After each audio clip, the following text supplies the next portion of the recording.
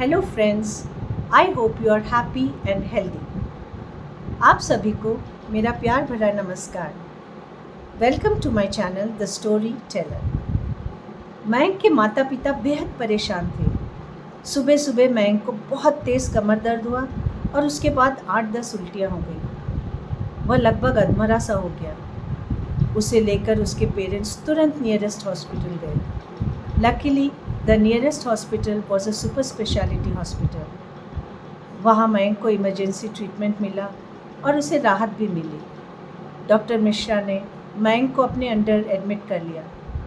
उन्होंने उसके पेरेंट्स से कहा कि 4-5 दिन मयंक को एडमिट रहना पड़ेगा ताकि वो थोड़ा ठीक हो सके और सारे इन्वेस्टिगेशंस और जांचें हो सके। अगले दिन मयंक के सारे ब्लड टेस्ट और सारे इन्वेस्टिगेशंस जो डॉक्टर मिश्रा चाहते थे वे सभी हुए।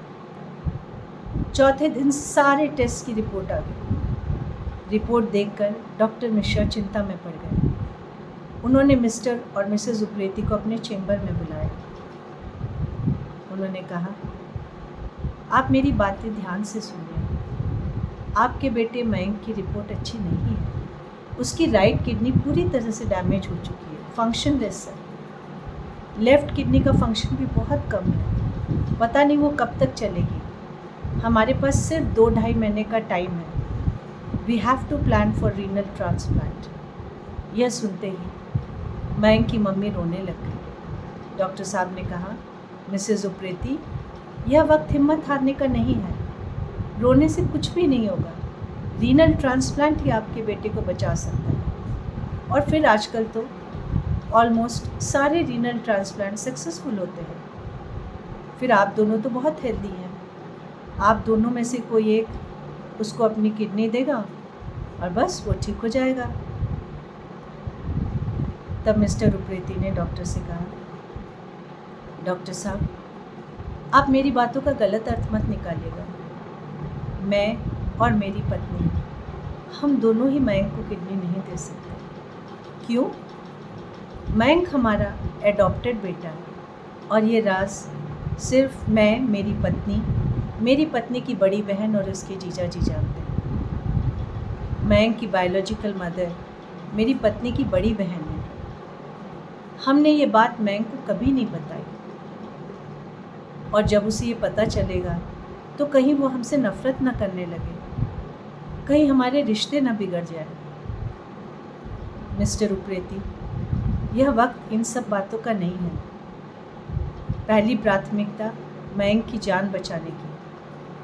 आप उनकी बायोलॉजिकल मदर से बात करिए, वो किडनी डोनेट करेंगी और हम ट्रांसप्लांट की प्लानिंग स्टार्ट करते हैं। आप उन्हें प्लीज़ जल्दी से जल्दी दिल्ली बुला लीजिए।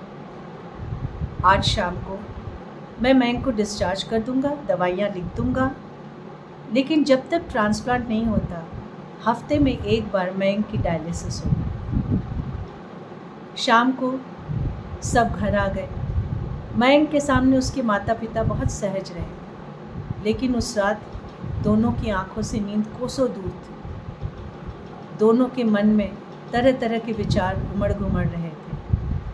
अगले दिन सुबह होते ही मिसेस उप्रेती ने अपनी बहन को फ़ोन किया और सारी स्थिति बताई। मिसेस उप्रेती की बहन और जीजा जी दोनों ही प्रोफेसर थे और बहुत अच्छे थे। उन्होंने मिसेस उप्रेती से कहा, तुम चिंता मत करो, हम तुरंत जल्द से जल्द दिल्ली पहुंचते हैं। दोस्तों, अगले दिन सुबह सुबह वे दिल्ली पहुंच गए। ब्रेकफास्ट टेबल पर सब ने साथ मिलकर ब्रेकफास्ट किया। मयंक ने भी उन लोग के साथ बैठ के ब्रेकफास्ट किया। मयंक की अपनी मौसी से बहुत पड़ती थी। दोनों में दोस्त जैसा रिलेशन था। खूब हंसी मजाक हुई। ब्रेकफास्ट के बाद मयंक अपने कमरे में चला गया। अब घर के चारों बड़े मयंक के बारे में बात करने लगे और डिसाइड ये किया कि रात को डिनर के बाद मयंक के कमरे में बैठेंगे और उसे प्यार से सारी बातें बताएंगे। उस दिन रात को डिनर के बाद सब मयंक के कमरे में बैठे। पहले इधर उधर की गपशप मारी। फिर मयंक की मौसी ने मजाक मजाक में कहा, मयंक, मैं तुम्हारी मम्मी होती ना तो तुम्हें रोज़ 100 बार उठक बैठक कराती। इतना मोबाइल क्यों देखते हो तुम? मयंक ने कहा, मौसी आप मेरी मम्मी जैसी हो ही नहीं सकती। माई मम्मा is the best.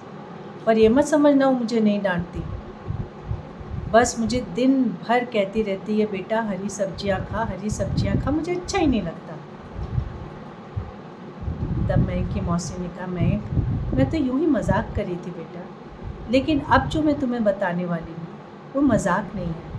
And please patiently सुनना मेरी बात, समझना, एकदम से जजमेंट मत करना। एक्चुअली मैं तेरी बायोलॉजिकल मदर हूँ। तेरे मम्मी पापा ने तुझे अडॉप्ट किया है। मुझसे मेरी छोटी बहन का दुख नहीं देखा गया, वह बच्चे के लिए तरस रही थी, तो मैंने डिसाइड किया कि मेरा थर्ड बच्चा मैं उसे गोद दे दूँगी। तुम्हारे पैदा होने के दूसरे ही दिन तुम्हारे मम्मी पापा तुम्हें हॉस्पिटल से लेके इंदौर से दिल्ली आ गए, लेकिन हम सब तुम्हें बहुत प्यार करते हैं, बहुत ज़्यादा। कमरे में पिन ड्रॉप साइलेंस। ऐसा लगा जैसे दुनिया थम गई। उस सन्नाटे को मयंक ने ही तोड़ा। Okay okay whatever, I am feeling sleepy, good night all of you, जाओ जाओ सो जाओ, मुझे भी सोने दो, मैं बहुत थक गया हूँ। एक एक करके बाकी सब लोग मयंक के कमरे से बाहर आ गए। पता नहीं उस रात मयंक सोया कि नहीं, लेकिन वो चारों रात भर बैठ के मयंक के बारे में ही बात करते रहे कि सुबह मयंक क्या रिएक्शन देगा, कैसा बिहेव करेगा। लेकिन ये क्या, अगले दिन मयंक रोज़ की तरह नॉर्मली उठा, सबसे चीयरफुली बात किया, सबसे हंसी मजाक कर रहा था, सिवाय अपनी मौसी के। उसने अपनी मौसी को एक शब्द भी नहीं कहा, उसकी तरफ देखा भी नहीं।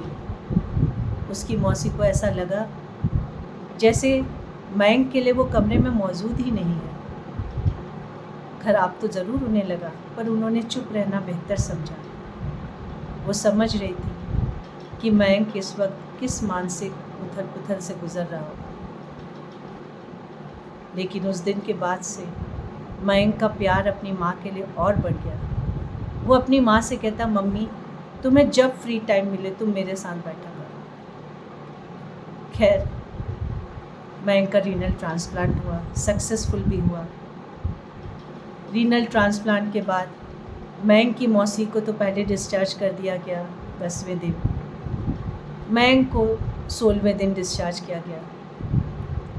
सब कुछ ठीक ठाक हो गया। मौसा मौसी का इंदौर जाने का टाइम भी आ गया। सब स्टेशन गए उनको विदा करने। ट्रेन आने से पहले सब ने एक दूसरे को गुड बाय कहा। मयंक ने मौसा जी के पैर छुए, लेकिन मौसी के पैर नहीं छुए। मयंक की माँ ने दूर से इशारा करके उससे कहा कि मौसी के पैर छुए। मयंक ने सबको सुनाते हुए कहा, नहीं छूँगा मम्मी, मुझे तो पता ही नहीं ये मौसी है कि मदर है, और मैं तो इनके लिए सिर्फ एक डोनेशन वाली वस्तु हूँ। मुझे तो इन्होंने पैदा करने से पहले ही खुद से डिटैच कर दिया था। मैं अब इनसे कभी बात नहीं करूँगा, ना कभी इनका पैर छूँगा। And mummy I am sorry अगर मैंने आपको हर्ट किया, वो आपकी बड़ी बहन है, पर मेरी कुछ भी नहीं है। कोई कुछ नहीं बोला। क्या कहते हैं दोस्तों, उस दिन के बाद मयंक ने कभी भी अपनी मौसी से बात नहीं की, ना कभी उनके घर गया। मौसी कभी भी आती मयंक के घर तो मयंक उनके सामने ही नहीं पड़ता। दोस्तों, मयंक की मौसी मेरी फ्रेंड है, उसी ने यह कहानी मुझे सुनाई। आप ही डिसाइड करो, मयंक गलत था, मौसी गलत थी, क्या गलत हुआ पूरी घटना में, किसका दोष था? हर इंसान के सोचने का नज़रिया अलग होता है। एक बहन ने अपनी छोटी बहन को सुख देने का सोचा, लेकिन वही सुख उसके बेटे ने अपने को ऐसे लिया जैसे कि वह एक दान की वस्तु है। आपकी क्या राय है दोस्तों? आप मुझे कमेंट सेक्शन में बताइएगा। घटना सच्ची है, पात्रों के नाम मैंने बदल दिए। And thank you so much for giving me your time. Please subscribe my channel if you like the story I narrated. Thank you so much, friends.